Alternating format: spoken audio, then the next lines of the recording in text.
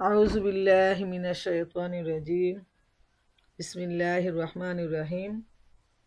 نحمده ونصلي على رسوله الكريم. أما بعد. রমজান মুবারক।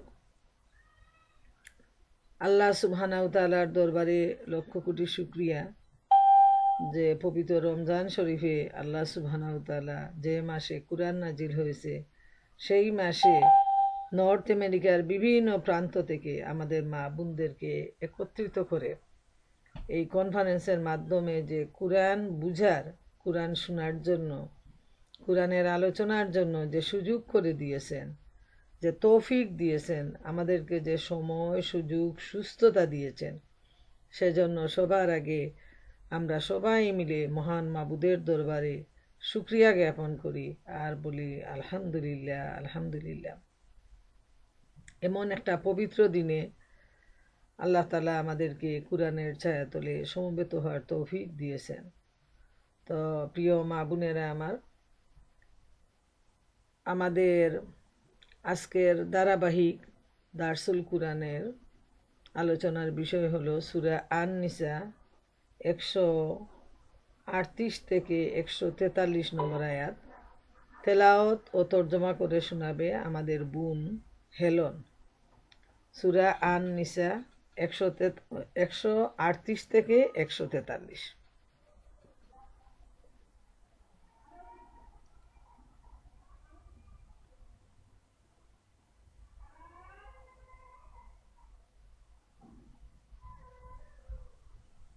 হেলন, তুমি বোধহয় আনমিউট হইতে পারতেছ না।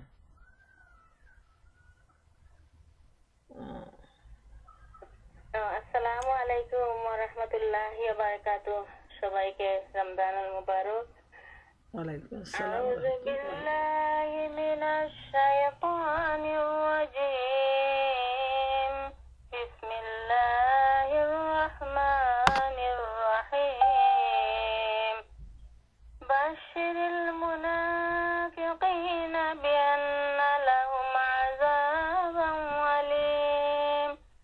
الذين يتخذون الكافرين أولياء من دون المؤمنين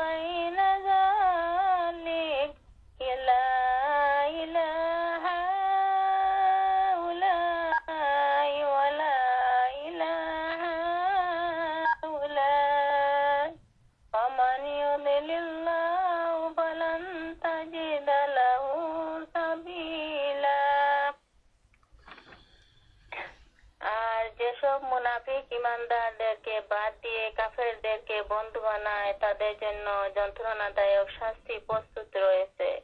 এ সুসংবাদটি তাদেরকে জানিয়ে দাও। এরা কি মর্যাদা লাভের সন্ধানে তাদের কাছে যায়, অথচ সমস্ত মর্যাদা একমাত্র আল্লাহর জন্য নির্ধারিত। আল্লাহ এই কিতাবকে তোমাদের পূর্বেই হুকুম দিয়েছেন, যেখানে তোমরা আল্লাহর আয়াতের বিরুদ্ধে কুফরি কথা বলতে ও তার প্রতি বিদ্রুপ বাণ নিক্ষেপ করতে শুনবে, সেখানে বসবে না যতক্ষণ না লোকেরা অন্য প্রসঙ্গে ফিরে আসে। অন্যথায় তোমরাও তাদের মতো হবে। নিশ্চিতভাবে জেনে রাখো, আল্লাহ মুনাফিক ও কাফেরদেরকে জাহান্নামে একই জায়গায় একত্র করবেন। এ মুনাফিকরা তোমাদের ব্যাপারে অপেক্ষা করছে। তারা দেখছে পানি কোন দিকে গড়ায়। যদি আল্লাহর পক্ষ থেকে তোমাদের বিজয় সূচিত হয়, তাহলে তারা এসে বলবে, আমরা কি তোমাদের সাথে ছিলাম না? আর যদি কাফেরদের পাল্লা ভারী থাকে, তাহলে তাদেরকে বলবে, আমরা কি তোমাদের বিরুদ্ধে যুদ্ধ করতে সক্ষম ছিলাম না? এরপরও আমরা মুসলমানদের হাত থেকে তোমাদের রক্ষা করেছি। কাজেই কিয়ামতের দিন তোমাদের ও তাদের ব্যাপারে ফয়সালা আল্লাহ করে দেবেন। আর এ ফয়সালা আল্লাহ কাফেরদের জন্য মুসলমানদের উপর বিজয় লাভ করার কোনো পথই রাখেননি।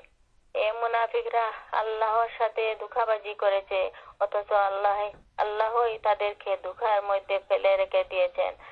তারা যখন নামাজের জন্য ওঠে, আড়মুড়া ভাঙতে শৈথিল্য সহকারে নিজক লোক দেখাবার জন্য উঠে এবং আল্লাহকে খুব কমই স্মরণ করে। কুফুর ও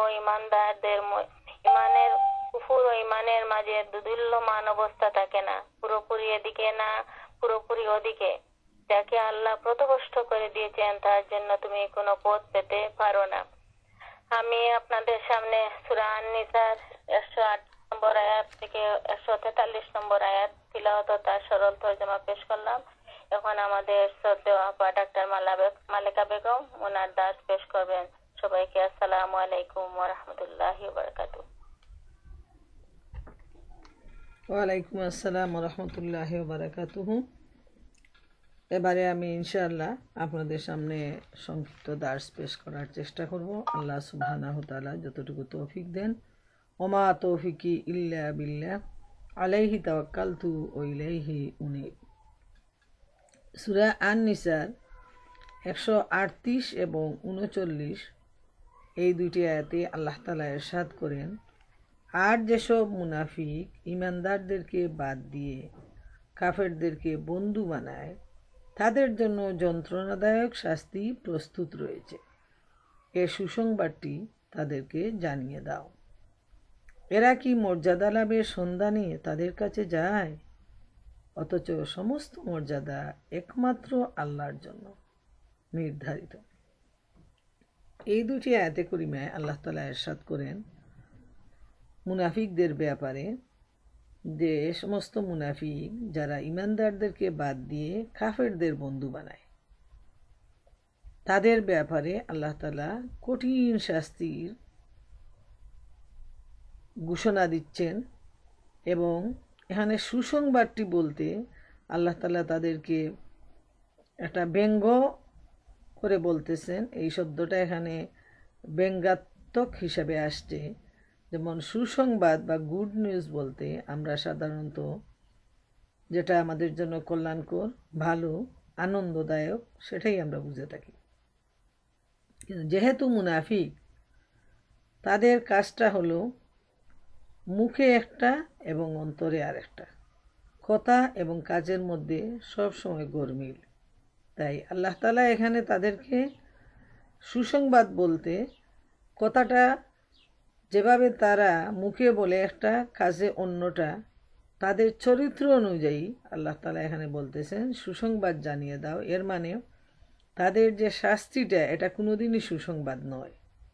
কিন্তু তারা যে উল্টাপাল্টা কথা বলে, উল্টাভাবে চলে, সেজন্য আল্লাহ তাআলাও তাদেরকে ব্যঙ্গ করে বলতেছেন শাস্তির সুসংবাদ দাও। এবং এই শাস্তিটা হলো যন্ত্রণাদায়ক শাস্তি, জাহান্নামের শাস্তি, অত্যন্ত কঠিন শাস্তি। আর এই মুনাফিকদের অভ্যাস হলো তারা যে মুখে মুসলমান হিসাবে তারা ঈমান আনে এবং তারা নবী করিম সাল্লাল্লাহু আলাইহি ইসলামের সাথে তারা একই সাথে নামাজ পড়ে তারপর মুসলমানদের সাথে উঠা বসা চলাফেরা করে, আবার তারা কাফেরদের সাথে যখন একসাথে হয় তখন এদেরকে বলে যে আমরা তো ওদেরকে বোকা বানাবার জন্য এইভাবে তাদের সাথে কাজ করি, আসলে আমরা তোমাদের বন্ধু, এইটাই তারা। এবং যা শুনে সেগুলো মানে যে সমস্ত আলাপ আলোচনা মুসলমানদের মধ্যে হয় সেটা তারা কাফেরদের কাছে পৌঁছায় দেয়, এই ধরনের বিট্রে করে তারা। তো এই ব্যাপারটি আল্লাহ তাআলা মহাগ্রন্থ আল কুরআনে নবী করিম সাল্লাল্লাহু আলাইহি ইসলামকে জানিয়ে দিয়েছেন যে এদের চরিত্রটাই এরকম, তারা কাজ এবং কথার মধ্যে বৈপরীত্য দেখা যায় এবং এটাকে তারা মনে করে যে তারা খুব ঠকাইতেছে মুসলমানদেরকে, আসলে ঠকানোটা তাদের নিজের জন্যই হচ্ছে। যারা বিট্রে করে তারা অন্যকে হয়তো খুব সাময়িক ঠকাতে পারে, কিন্তু বস্তুতপক্ষে আসল ঠকানো হচ্ছে তাদের নিজেদেরকে। তখনকার সময়ে যখন নবী করিম সাল্লাল্লাহু আলাইহি ইসলামের আমলে নিয়ম ছিল যে যারা ঈমান আনত তারা সবাই একই সাথে জমাতবদ্ধ হয়ে তারা নামাজ পড়তেন, এবং যারা কোনো অজর ছাড়া জামাতে আসতেন না, হয়তো 2 দিন বা 3 দিন, তখন মনে করা হতো যে তারা মুসলমান থেকে তারা মুরতাদ হয়ে গেছেন, এই মজলিসের না, এটাই ভাবা হতো। এবং তখনকার সময়ে শুধু মুসলমানের ব্যাপারে নয়, বরং যে কোনো ধরনের সংগঠন বা সমাজের মধ্যে এটা নিয়ম ছিল যে ওই বৈঠকগুলোতে যারা না আসতো তাদেরকে সেখানকার মেম্বারশিপ বাতিল করে দেয়া হতো। তাই মুনাফিকরা বাধ্য হয়ে নামাজে হাজিরা দিত এবং তাদের সেই নামাজে যাওয়ার ব্যাপারটা এমন ধরনের ছিল যে তাদের হাঁটা চলা দেখেই মনে হতো যে তারা এটা আলস্য করে নামাজের দিকে যাচ্ছে, মসজিদের দিকে যাচ্ছে। যেমন যারা ঈমানদার তারা যে গতি নিয়ে, যে মনের আনন্দ নিয়ে, আবেগ নিয়ে তারা মসজিদে যায় জামাত আদায় করার জন্য মহব্বতের সাথে, মুনাফিকদের ব্যাপারে ঠিক তার বিপরীত ব্যাপারটা লক্ষ্য করা যেত যে তারা দেরিতে নমাজে যেত এবং নমাজের মধ্যে কোনো আন্তরিকতাও তাদের থাকতো না। এই ধরনের উল্টোপাল্টা চরিত্র ছিল মুনাফিকদের। তাই আল্লাহ তাআলা মুনাফিকদের চরিত্র সম্পর্কে নবী করিম সাল্লাল্লাহু আলাইহি ওয়াসাল্লাম জানিয়ে দিলেন এবং কিয়ামত পর্যন্ত সমস্ত মানুষকে জানিয়ে হুঁশিয়ার করে দিলেন যে এই ধরনের যারা নামে মুসলমান কিন্তু তাদের কাজ কর্ম, উঠা বসা, বন্ধুত্ব, লেনদেন, আন্তরিকতা, গল্পগুজব সব কিছু কাফেরদের সাথে, যারা এইভাবে মুসলমান ঈমানদারদেরকে বাদ দিয়ে নিজেদের বৈষয়িক স্বার্থের জন্য, দুনিয়াবি স্বার্থের জন্য কাফেরদেরকে বন্ধু বানায়, আল্লাহ তাআলা তাদেরকে শাস্তির ব্যাপারে হুঁশিয়ার করে দিচ্ছেন। আবার আল্লাহ তাআলা বলছেন যে তাদের উদ্দেশ্যটা কি? তারা কি কাফেরদেরকে বন্ধু বানায় তাদের মর্যাদা বৃদ্ধির জন্য? যে কাফেরদের ধন সম্পদ আছে, তখনকার সময়ে মুসলমানরা যেমন আর্থিক দিকে অনুন্নত ছিলেন, ঠিক তেমনি শিক্ষার দিকে, অন্যান্য নেতৃত্বের দিকেও পিছনে ছিলেন। এবং আজকের দিনেও আমরা দেখি সারা বিশ্ব জুড়ে মুসলমানদের যে শক্তি, সামর্থ্য, নেতৃত্ব, ধন সম্পদ, রাজনৈতিক পলিসি সবগুলা তাদেরই হাতে, এবং মুসলমানরা তাদের হাতে সবসময়ই প্রধানত হয়ে আসছে। এমনকি আমাদের দেশেও আমরা দেখতে পাই যে কাফেরদেরকে বন্ধু বানিয়ে স্বার্থ হাসিলের জন্য একদল নামে মুসলমান যারা তাদের দুনিয়াবি স্বার্থ আদায় করে নিচ্ছে এবং যারা কাফেরদের থেকে দূরে সরে যাচ্ছে এবং আদতেও তারা কাফেরদেরকে বন্ধু বানায় না, যারা ইসলামকে শক্তভাবে ধরে রাখার জন্য প্রাণপণ চেষ্টা করে, এদেরকে নানাভাবে কষ্ট দেয়া হচ্ছে এবং জেনে শুনে তারা খাঁটি মুসলমান এবং ইমানদাররা এই কষ্টকে তারা মাথা পেতে বরণ করে নিচ্ছে। এটাই হলো ইমানের দাবি। কিন্তু তখনকার সময়ে যেমন মুনাফিক ছিল, আজকের দিনেও মুনাফিকদের দল বৃদ্ধি পাচ্ছে এবং আল্লাহ তাআলা তাদের সম্পর্কে জানিয়ে দিচ্ছেন যে এরা কি সম্মানের জন্য এই কাফেরদেরকে বন্ধু বানায় এবং কাফেরদের সাথে তারা এইভাবে যোগসাযোগ করে চলাফেরা করে। অথচ আল্লাহ নিজে জানিয়ে দিচ্ছেন যে সমস্ত মর্যাদা একমাত্র আল্লাহর জন্য নির্ধারিত, যে মর্যাদা তো শুধু আল্লাহরই, আর আল্লাহ তাআলা যাকে মর্যাদা দেন সেই মর্যাদা পাওয়ার যোগ্য। নিজে খুঁজে খুঁজে মর্যাদাবান হওয়া যায় না। এটাই হলো আমরা দেখি দুনিয়ার নিয়ম এবং আল্লাহ তাআলা নিজে বলে দিচ্ছেন সূরা ফাতিরের 10 নম্বর আয়াতে, মান কানা ইউরিদুল ইজ্জাতা ফালিল্লাহিল ইজ্জাতু জামিয়া, যে সম্মান চায় তবে সমস্ত সম্মান আল্লাহর জন্য।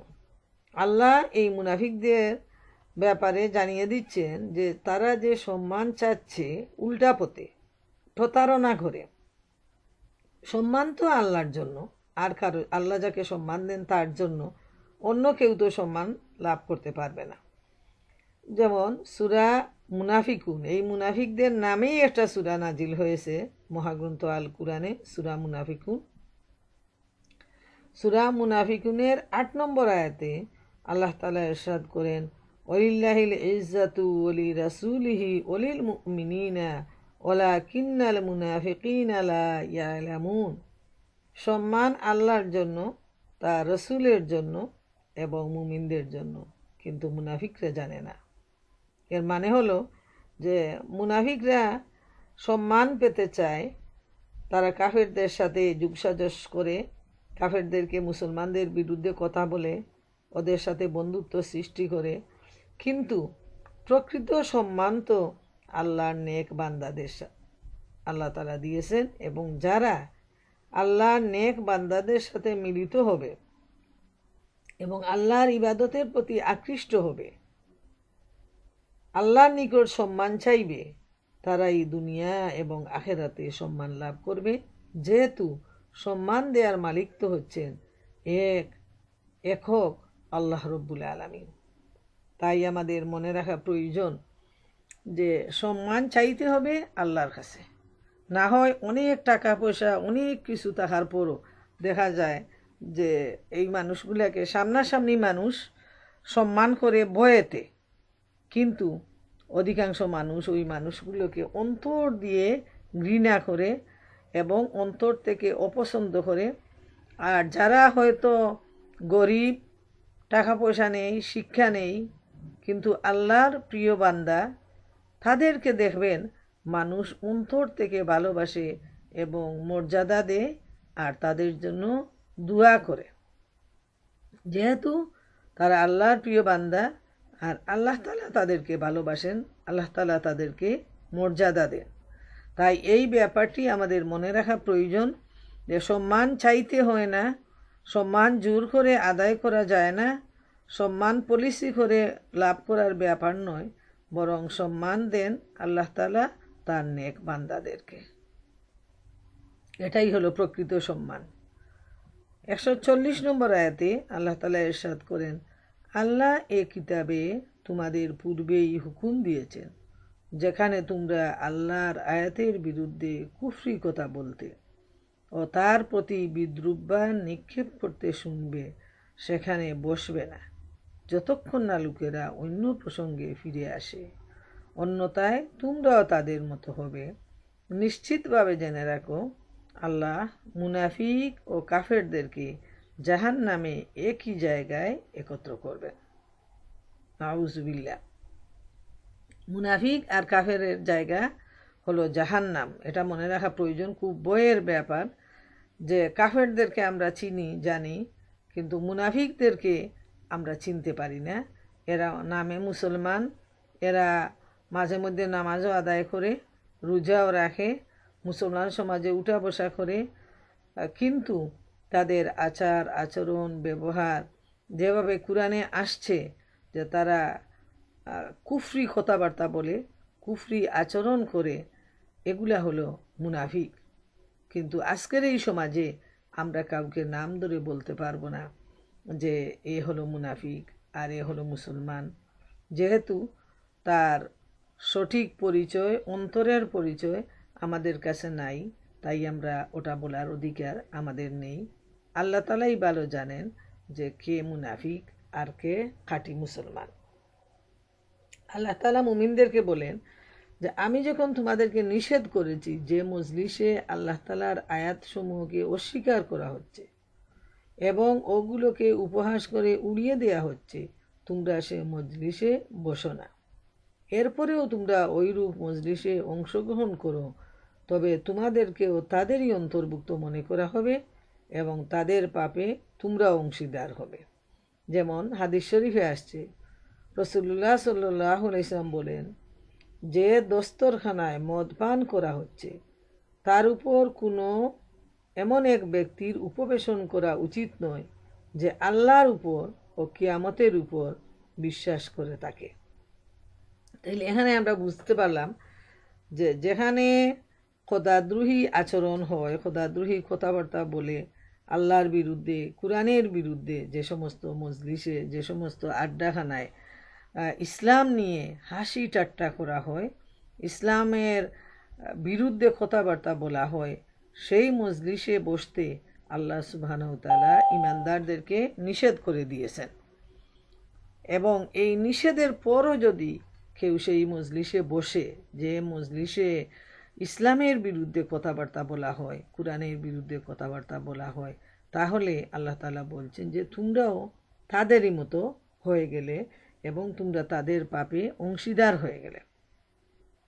এই আয়াতের বিশ্লেষণে আল্লাহ রসুল সাল্লাল্লাহু আলাইহি ওয়াসাল্লাম আরও ক্লিয়ার করে বলে দিচ্ছেন যে মজলিসে বসে মদ পান করা হয়, সেই মজলিসে যদি ভালো মানুষরা গিয়া বসে, ইমানদাররা তাদের সাথে একই সাথে বসে, যেখানে আল্লাহর নিষিদ্ধ কাজ হয়, হারাম করা জিনিসগুলো ব্যবহার করা হয়, তাহলে যারা তাদের কাছে বসবে কিয়ামতের দিন, তারাও আল্লাহর উপর ও কিয়ামতের উপর বিশ্বাস রাখে, এমন মানুষগুলো কোনো অবস্থায় বসা উচিত নয়। কেউ যদি বসে তাইলে তারা তাদের সাথে মিলিত হয়ে গেল। তো এই ব্যাপারটি মনে রাখা প্রয়োজন যে আসলেই যেখানে নাফরমানি হয়, নাফরমানি কথাবার্তা হয়, মদ জুয়ার আসর বসে, নাচ গানের আসর বসে, সেখানে গিয়ে যারা মিলিত হবে তারা তো তাদেরই দলের মানুষ, এটাই বাস্তবে প্রমাণ হবে। তাই এই ধরনের মজলিস থেকে দূরে সরে থাকা আমাদের দায়িত্ব, না হয় আমরাও তাদের সাথে সমান গুনায় গুনাহগার হয়ে যাব। যেমন সূরা আনামের ৬৮ নম্বর আয়াতে আল্লাহ রব্বুল আলামিন ইরশাদ করেন, وَإِذَا رَأَيْتَ الَّذِينَ يَخُوضُونَ فِي آيَاتِنَا فَأَعْرِضْ عَنْهُمْ, যখন তুমি তাদেরকে দেখবে যে তারা আমার নির্দেশাবলী সম্বন্ধে বিতর্ক করছে, তখন তুমি তাদের দিক হতে বিমুখ হও। আল্লাহ তাআলা নবী করিম সাল্লাল্লাহু আলাইহি ওয়াসাল্লামকে বলছেন যে আল্লাহর নির্দেশ নিয়ে যারা বিতর্কে লিপ্ত হয় তাদের থেকে দূরে থাকার জন্য আল্লাহ তাআলা নবী করিম সাল্লাল্লাহু আলাইহি ওয়াসাল্লামকে নির্দেশ দিচ্ছেন। এবং নবীজির মাধ্যমে আল্লাহ তাআলা আমাদেরকেও এই নির্দেশ দিচ্ছেন যে খোদাদ্রোহী কাজ, অন্যায় কাজ, হারাম কাজ যেখানে অনুষ্ঠিত হবে সেখান থেকে যেন আমরা সরে যাই, দূরত্ব বজায় রাখার চেষ্টা করি। এ প্রসঙ্গে একটি ব্যাপার মনে রাখা প্রয়োজন। যেমন বর্তমান সময়ে আমরা দেখি গায়ে হলুদের নামে, মেহেদির নামে অনেক বাড়িতে অনেক ধরনের হারাম কাজ চলে, ছেলে মেয়ে একসাথে হয়ে, তারপর অনেক জুড়ে জুড়ে হিন্দি গানের ব্যবস্থা হয়, ড্যান্সের ব্যবস্থা হয়। এইভাবে যেখানে হয় সেখানে তাদের উচিত নয় দিনদার মানুষদেরকে দাওয়াত দেয়া। এবং যারা দিনদার পরহেজগার মানুষ তারা যদি না বুঝেও যান তাহলে অনেক বাড়িতে কিন্তু বোঝা যায় না, বাইরে থেকে মনে হয় যে এরা দিনদার, এরা পরহেজগার, কিন্তু হয়তো ছেলেমেয়ের সান্ত্বনার জন্য তারা তাদের কথা মতো চলতে গিয়ে এই ধরনের হারাম কাজের আয়োজন করে বসেন। কিন্তু আমাদের দায়িত্ব হবে যে যদি না বুঝে আমরা যাই তাইলে সেখান থেকে যেন আমরা তাড়াতাড়ি করে ফিরে আসি। এটা হবে ইমানদারদের দায়িত্ব। যেহেতু আমরা এই আয়াত থেকে জানতে পারলাম যে এমন মজলিসে বসতে আল্লাহ তাআলা নিষেধ দিচ্ছেন এবং আল্লাহ রসুলও নিষেধ দিচ্ছেন যে এই ধরনের মজলিসে ইমানদারদের বসা কোনো অবস্থায় ঠিক নয়।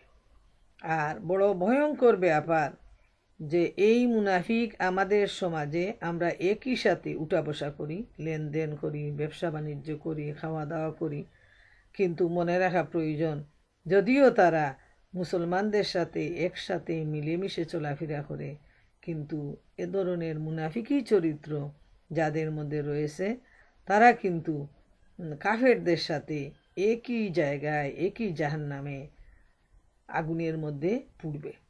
খুবই ভয়ঙ্কর ব্যাপার বিষয়টা। যেহেতু কাফের তো আছেই, সে প্রকাশ্যভাবে আল্লাহ তাআলাকে অস্বীকার করতেছে, কিন্তু মুনাফিক সে কিন্তু মুখে স্বীকার করে আর তার অ্যাকশন হয় অস্বীকার, তার কাজ দিয়ে প্রমাণ হয় সে ইসলামের বিরুদ্ধে কথা বলে, সে কুরআনের বিরুদ্ধে কথা বলে, সে হারাম কাজের মধ্যে জড়িত হয় এবং আরও অন্যান্য মানুষদেরকে হারামের দিকে সে প্ররোচনা দেয়। মুনাফিক আর কাফেররা কিন্তু সমানভাবেই অনেক সময় কুফরিতে অংশীদার। এজন্য তাদেরকে একই জায়গায় কিয়ামতের দিন যন্ত্রণাদায়ক শাস্তির মধ্যে তাদেরকে দেয়া হবে। এবং এখানে বলা হয়েছে যে কিয়ামতের দিন চিরস্থায়ী ও যন্ত্রণাদায়ক শাস্তির মধ্যে কয়েদখানার লৌহ শৃঙ্খলে গরম পানি ও রক্ত পুজ পানে তাদের সঙ্গেই থাকবে এবং তাদের সকলকেই একই সাথে চিরস্থায়ী শাস্তির ঘোষণা শুনিয়ে দেওয়া হবে। এত মারাত্মক ব্যাপার, কিন্তু যারা এই মুনাফিকি নীতি অবলম্বন করে তারা কিন্তু বুঝতে পারে না যে তাদের যে পরিণতি কি হবে, তাদের ভবিষ্যৎটা কি হবে। তারা আর কাফের আল্লাহ তাআলার কাছে সমান বিবেচ্য এবং শাস্তির দিকেও মুনাফিক আর কাফের সমানভাবে একই জাহান্নামে থাকবে। অথচ এই মুনাফিক কিন্তু মুসলমানের মতো তাদেরকে ফিনারেল করা হয়, জানাজা পড়ানো হয়, তাদের লাশ যখন দাফন করা হয় তখন বলা হয় বিসমিল্লাহে মিল্লাতি রসুলুল্লাহ সাল্লাল্লাহু আলাইহি ইসলাম, এবং সবাই আশা করে যে এরা তো জান্নাতে যাবে। কিন্তু খুব আফসোসের ব্যাপার, তাদের যে কাজকর্ম, তাদের চলাফেরা, ইসলাম নিয়ে তাদের যে হাসি ঠাট্টা তামাশা এবং হারামের মধ্যে ডুবে থাকা, এইগুলা মুনাফিকি আচরণ। এবং এজন্য আল্লাহ তাআলা ঘোষণাই দিয়ে দিচ্ছেন যে এই ধরনের চরিত্রের লোকজন জাহান্নামে কাফেরদের সাথে একই সাথে তাদের হাসর হবে। যারা পরহেজগার দিনদার দুনিয়ায় যারা একসাথে উঠা বসা করে হাসরের ময়দানে, সেখানেও তারা একই সাথে তাদের হাসর হবে। আর যারা কাফেরদের সাথে উঠা বসা করে কুফরি নীতি অবলম্বন করে তারা কাফেরদের সাথে একইভাবে তাদের হাসর হবে। 141 নম্বর আয়াতে আল্লাহ রাব্বুল আলামিন ইরশাদ করেন, এ মুনাফিকরা তোমাদের ব্যাপারে আশঙ্কা করছে, তারা দেখছে পানি কোন দিকে গড়ায়। যদি আল্লাহর পক্ষ থেকে তোমাদের বিজয় সূচিত হয় তাহলে তারা এসে বলবে আমরা কি তোমাদের সাথে ছিলাম না? আর যদি কাফেরদের পাল্লা ভারী থাকে তাহলে তাদেরকে বলবে, আমরা কি তোমাদের বিরুদ্ধে যুদ্ধ করতে সক্ষম ছিলাম না? এরপরও আমরা মুসলমানদের হাত থেকে তোমাদের রক্ষা করেছি। কাজেই কিয়ামতের দিন তোমাদেরও তাদের ব্যাপারে ফয়সালা আল্লাহই করে দেবেন। আর এ ফয়সালায় আল্লাহ কাফেরদের জন্য মুসলমানদের উপর বিজয় লাভ করার কোনো পথই রাখেননি। হায় হায়, এত কঠিন দিন আসবে যে দিনের ব্যাপারে কোনো সন্দেহ নেই, অথচ এই মুনাফিকরা এত হাসি আনন্দ ফুর্তির মধ্যে লিপ্ত রয়েছে। আল্লাহ তাআলা বলছেন যে এ মুনাফিকরা, তাদের যে অভ্যাসটা হলো, তারা একই সাথে দুই নৌকায় পা দেয়। তারা দেখে বিজয় কোন দিকে আসবে। যদি জেহাদ শুরু হয়, তারা বসে থাকে নিরিবিলি, এবং যদি মুসলমানদের জয় হয়, দৌড়াইয়ে তারা দল বেঁধে আসে আর বলে, আমরা তো তোমাদের সাথে ছিলাম, এই বিজয়ে তো আমরাই ছিলাম।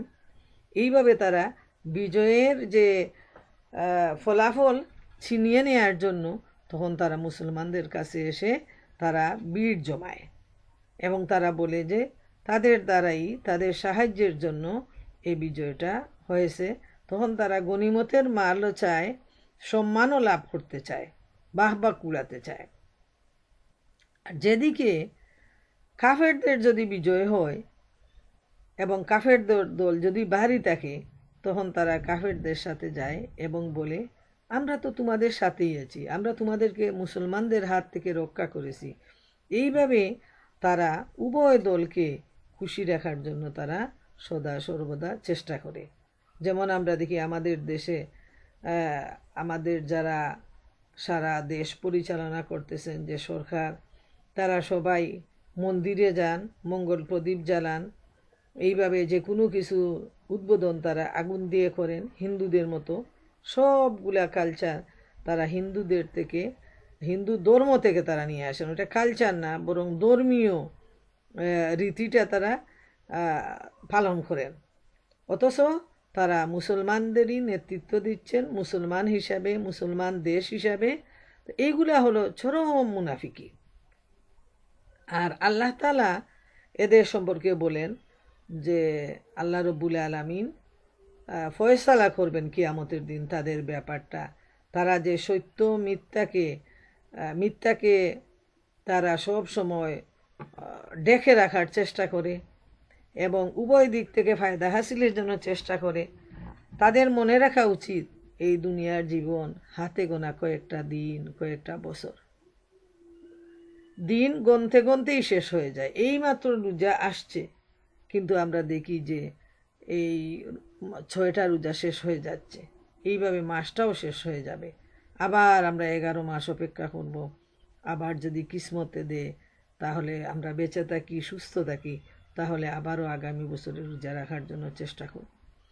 এই যে সময়টা পানির মতো গলেই যাচ্ছে, শেষ হয়ে যাচ্ছে, কিন্তু যারা শুধু দুনিয়াবি স্বার্থ হাসিলের জন্য এই ধরনের ইসলাম নিয়ে খেলতামাশা করে, আল্লাহর সাথে খেলতামাশা করে, তারা বুঝে নিবে যে তাদের পরিণতি কত দূর কঠিন। তারা সব সময়, এই মুনাফিকরা, মুসলমানদের ধ্বংস আর অবনতির অনুসন্ধানে তারা লেগে থাকে।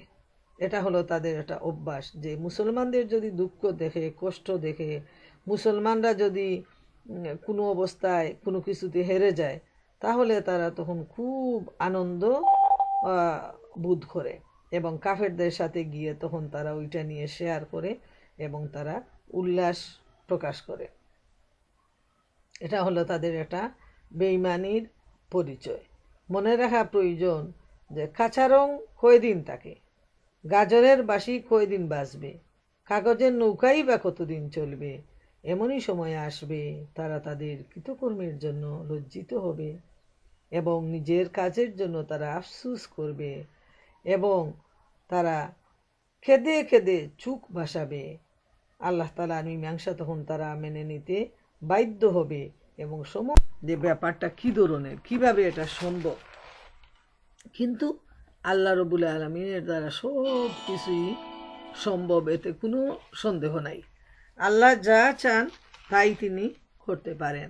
অতএব এত কঠিন ফয়সালা হবে আল্লাহর পক্ষ থেকে এই মুনাফিকদের জন্য, যারা লেবাসে, পোশাকে এবং বাইরের আবরণে যারা মানুষকে ঠকায়, মুসলমান পরিচয় দেয়, কিন্তু তাদের অন্তরে মুনাফিকির রোগ রয়েছে।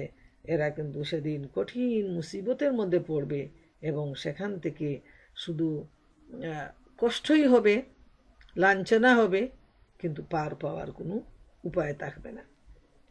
আল্লাহ তাআলা সূরা মুমিনের 51 নম্বর আয়াতে ইরশাদ করেন, ইন্না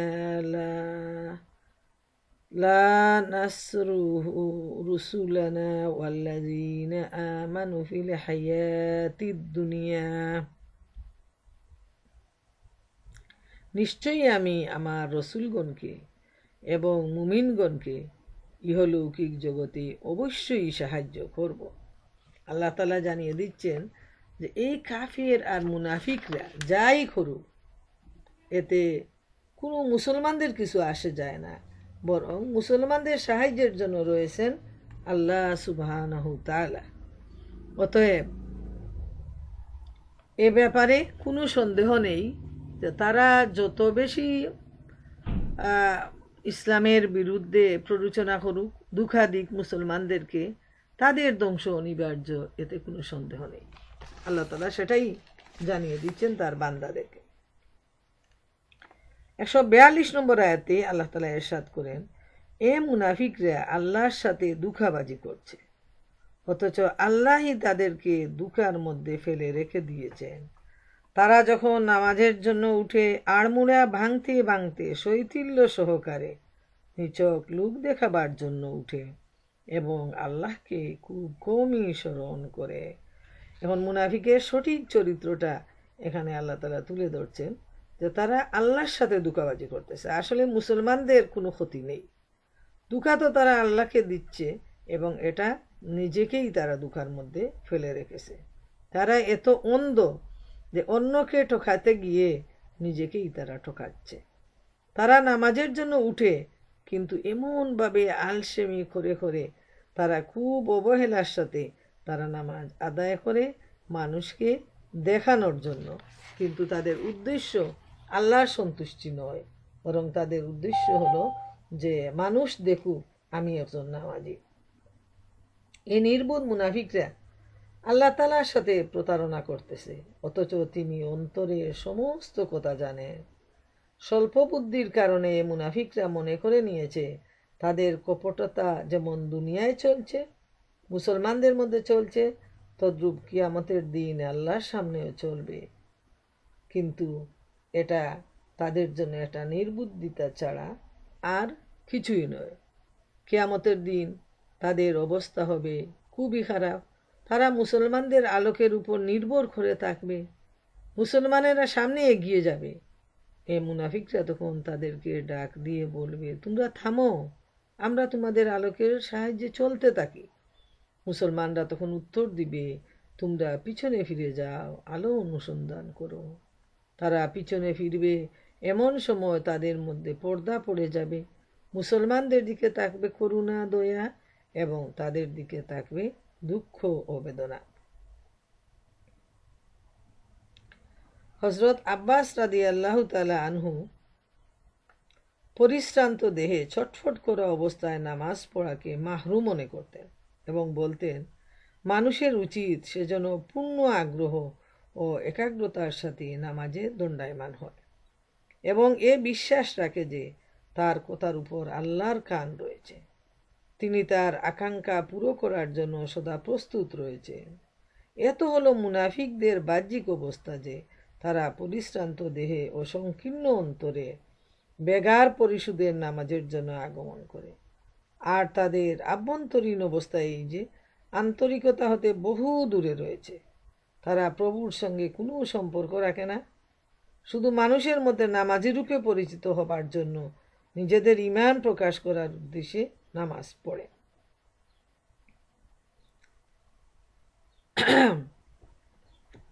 তাই মুনাফিকের নামাজ বলা হয়েছে। যারা তাড়াহুড়া করে নামাজ পড়েন, নিজের অন্যান্য কাজকর্ম খুব মনোযোগ দিয়ে করেন, জুহরের আগে রান্না বান্না নিয়ে খুব ব্যস্ত থাকেন এবং দেখা যায় অনেকেরই অভ্যাস যে সমস্ত কাজকর্ম গুছায় আস্তে ধীরে গোসল করে যখন নামাজে দাঁড়ান তখন প্রায় জোহরের সময় শেষ হয়ে গেছে বা শেষ হয়ে যাচ্ছে।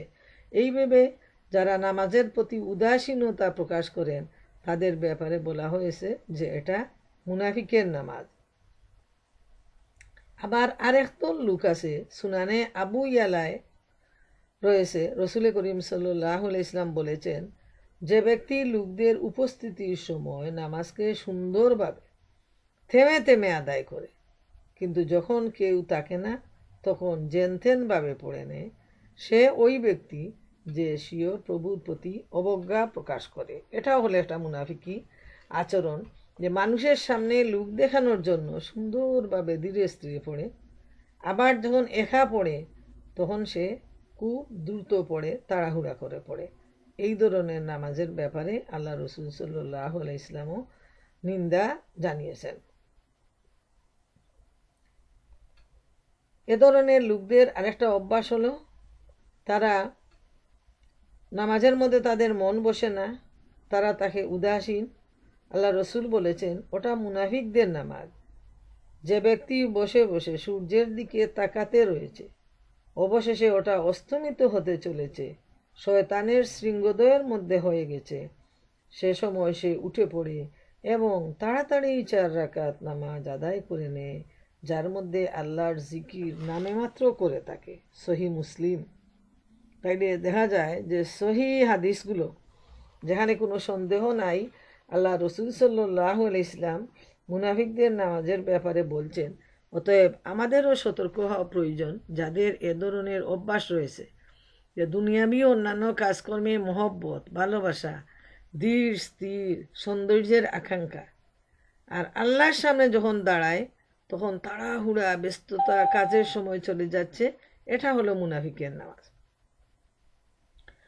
অন্য হাদিসে আল্লাহ রসুল সাল্লাল্লাহু আলাইহি ওয়াসাল্লাম বলেন, মুনাফিকের অবস্থা হচ্ছে দুটি পালের মধ্যস্থিত ছাগলের অবস্থার ন্যায়, যা ভে ভে করতে করতে কখনো এ পালের দিকে দৌড়, কখনো ওই পালের দিকে দৌড়।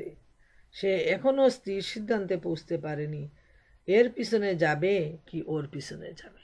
এই হলো মুনাফিক, যারা মাঝখানে অবস্থান করে এবং কোন দিকে যাবে না যাবে সেটা সিদ্ধান্ত নিতে পারে না, আর লাভের জন্য সে দুই দিকেই দৌড়াতে থাকে এবং শেষ পর্যন্ত এক সময় তার জীবনের সমাপ্তি হয়, কোনো সিদ্ধান্তহীনতাই তার জীবন শেষ হয়ে যায়। আরেকটা গুরুত্বপূর্ণ হাদিস হলো, মুনাফিকদেরকে চিনার জন্য খুব লক্ষ্য করা প্রয়োজন। মুসনাদে ইবনে হাতিমে হজরত আবদুল্লাহ ইবনে মাসুদ রাদিয়াল্লাহু তাআলা আনহু হতে বর্ণিত, তিনি বলেন, মুমিন, কাফির এবং মুনাফিকদের উপমা হচ্ছে ওই 3টি লোকের ন্যায়, যারা একটি নদীর তীরে উপস্থিত হয়েছে। একজন তীরে দাঁড়িয়ে রয়েছে, দ্বিতীয়জন নদী অতিক্রম করত গন্তব্যস্থানে পৌঁছে গেছে, তৃতীয় ব্যক্তি নদীতে নেমে পড়েছে। যখন সে নদীর মধ্যস্থলে পৌঁছেছে তখন এ তীরের লোকটি তাকে ডাক দিয়ে বলছে, ধ্বংস হতে কোথায় চলেছ, এ তীরে ফিরে এসো। আবার ওই তীরের লোকটি তাকে ডাক দিয়ে বলছে, এ তীরে চলে এসো, মুক্তি পেয়ে যাবে এবং আমার মতো গন্তব্যস্থলে পৌঁছতে পারবে। অর্ধেক পথ অতিক্রম করেই ফেলেছ। এখন সে কিংকর্তব্য বিমূঢ় হয়ে একবার এদিকে দেখে এবং একবার ওদিকে দেখে, এ দুদুল্যমান অবস্থায় সে রয়েছে। এমন সময় একটা বিরাট ঢেউ এসে তাকে ভাসিয়ে দেয় এবং অবশেষে সে নদীতে ডুবে প্রাণ হারিয়ে ফেলে। অতএব নদী অতিক্রমকারী হচ্ছে মুসলমান, তীরে দণ্ডায়মান ব্যক্তি হচ্ছে কাফির এবং ডুবে মৃত্যুবরণকারী ব্যক্তি হচ্ছে মুনাফিক। অতএব প্রিয় মা বোনেরা, সাবধান। এই দুনিয়ার জীবনেই আমাদের সিদ্ধান্তে পৌঁছা প্রয়োজন, আমরা কোন রাস্তা অবলম্বন করব। সিরাতুল মুস্তাকিমের রাস্তাই হচ্ছে আমাদের সঠিক রাস্তা। অতএব কোনো দুদুল্যমানতা নয়, বরং আল্লাহর জন্য আমরা যেন সঠিক পথ ধরি, আমাদের নিজেদের জন্য আমরা যেন সিরাতুল মুস্তাকিমের পথ অতিক্রম করার চেষ্টা করি, যে রাস্তা অতিক্রম করলে আমরা জান্নাতে এগিয়ে যাব। 143 নম্বর আয়াতে আল্লাহ তাআলা ইরশাদ করেন, কুফর ও ইমানের মাঝে দুদুল্যমান অবস্থায় থাকে, না পুরাপুরি এদিকে না পুরাপুরি ওদিকে, যাকে আল্লাহ পথভ্রষ্ট করে দিয়েছেন তার জন্য তুমি কোনো পথ পেতে পারো না। এই মুনাফিকদের অবস্থা হলো তারা কুফরের মধ্যে আর ইমানের মধ্যে ঠিক মাঝখানে অবস্থান করে। তারা ইমান আনে, কিন্তু দুনিয়ার লোভ, দুনিয়ার আকাঙ্ক্ষা, দুনিয়ার উল্লাসের জন্য তারা লোভে পড়ে উল্লাসের মধ্যে ডুবে মরে, এবং ইমানকে তরতাজা রাখার জন্য, ইমানের মজবুতির জন্য, আল্লাহর প্রিয় বান্দা হওয়ার জন্য, মুত্তাকি হওয়ার জন্য যে ত্যাগ, যে কুরবানি, যে আল্লাহর প্রতি ভালোবাসা, ভয় প্রয়োজন, সেটাকে তারা হারিয়ে ফেলে। এটাই হলো তাদের সবচেয়ে ভুল, যে দুনিয়ার পিছনে, দুনিয়ার লোভে পড়ে তারা আখেরাতকে ভুলে যায়, আল্লাহ তাআলাকে তারা ভুলে যায়, আল্লাহর নবীর অনুসারী তারা হতে চায় না। এটাকে নিয়ে তারা বিভ্রান্তির মধ্যে তারা পড়ে যায়। তাই এই ব্যাপারটি মনে রাখা প্রয়োজন যে তারা পথভ্রান্ত হয়েছে, আর আল্লাহ তাআলা বলছেন যে কেউ যদি পথভ্রান্ত হয়ে যায় তাইলে কেউ তাকে পথ দেখাতে পারবে না। অন্ধকে পথ দেখানোটা কঠিন, যেহেতু সে তো চোখেই দেখতে পায় না। তো এই মুনাফিকরা হয়ে গেছে অন্ধ, তাদের হৃদয় তালাবদ্ধ। যেমন আল্লাহ তাআলা সূরা বাকারায় বলেন, সুম্মুন বুকমুন উমউন, তারা দেখেও না, তারা শুনেও না, আবার তারা বুঝেও না। এই মুনাফিকদের চরিত্র হলো এটাই। তাই তারা যখন সঠিক পথ থেকে সরে গেছে, ওতে কেউ তাদেরকে আর এই পথে নিয়ে আসতে পারবে না। যতই চেষ্টা করা হোক না কেন, তারা ভুল বুঝবে এবং তারা অন্যায়ের দিকে তারা দাবিত হবে, যেহেতু এটা তাদের কিসমতেই রয়েছে। এটা আর একটা উপমা দেয়া হয়েছে হাদিস শরীফে মুনাফিকদের, যে ওই ছাগলটির ন্যায় যে একটি সবুজ শ্যামল পাহাড়ের উপর গুটি কয়েক ছাগল দেখে তোতায় আসে ও শুকে চলে যায়, তারপর আবার একটি পাহাড়ের উপর উঠে এবং শুকে চলে আসে। সে সিদ্ধান্ত নিতে পারে না যে কোন জায়গায় থাকবে, কোনটা তার সঠিক স্থান, ওইটা সে বুঝতে পারে না। এটা হলো মুনাফিকদের অবস্থা, যে দুনিয়ার লোভ, দুনিয়ার আনন্দ উল্লাস, সুদ, মদ, জুয়া, নারীবাজি, এইভাবে দুনিয়া নিয়ে সে এত মতোয়ারা যে সে আখেরাতকে ভুলে যায়, যে দুনিয়ার অল্প কিছুদিন এই তো শেষ হয়ে যাবে। এই তো আমরা প্রতিদিন শুনতেছি, এই 2 রমজানে আমাদের একজন দূর সম্পর্কের আত্মীয়, উনি ক্যান্সারের রোগী, কিন্তু এত কিসমত উনার, 2-3 বছর থেকে উনি অসুস্থ, অথচ 2 রমজানের দিন ঠিক তাহাজ্জুদের সময় উনি দুনিয়া থেকে বিদায় নিলেন। সুবহানাল্লাহ, আল্লাহ তাআলা তার কিসমতে এত নসিব করছেন যে আল্লাহ বলছেন যে জান্নাতকে আমি ওই সময় শুধু সাজানোর জন্য ফেরেশতাদেরকে নির্দেশ দিই। সেই সাজানো জান্নাতে আল্লাহ তাআলা যেন এই মুসলমানদেরকে, মুমিনদেরকে দাখিল করেন, আমাদের সবাইকে যেন আল্লাহ তাআলা আল্লাহর সাজানো জান্নাতে দাখিল করেন। আমরা এই দোয়া করি আল্লাহ রাব্বুল আলামিনের কাছে, যে আজকের এই আয়াতগুলা থেকে খুব গুরুত্বপূর্ণ বিষয়, যে মুনাফিকের চরিত্র পরিষ্কারভাবে আল্লাহ সুবহানাহু ওয়া তাআলা এখানে তুলে ধরছেন। তো আল্লাহ তাআলা আমাদের সবাইকে রক্ষা করুন, আর এই চরিত্র থেকে যেন আমরা বাঁচতে পারি, আর যেটা ঈমান ইসলামের পথে যেন আমরা অগ্রসর হতে পারি। এই পবিত্র রমজান শরীফে আল্লাহ রাব্বুল আলামিনের কাছে এই দোয়া জানাই, তিনি যেন আমাদেরকে মুত্তাকি হওয়ার, পরহেজগার হওয়ার তৌফিক দান করেন, এবং যে জান্নাত তিনি তৈরি করে রেখেছেন তার প্রিয় বান্দা বান্দীদের জন্য সেই জান্নাত যেন আমাদের ভাগ্যে নসিব করেন। ওয়া আখিরুদ দাওয়ানা আনিল হামদুলিল্লাহি রাব্বিল আলামিন।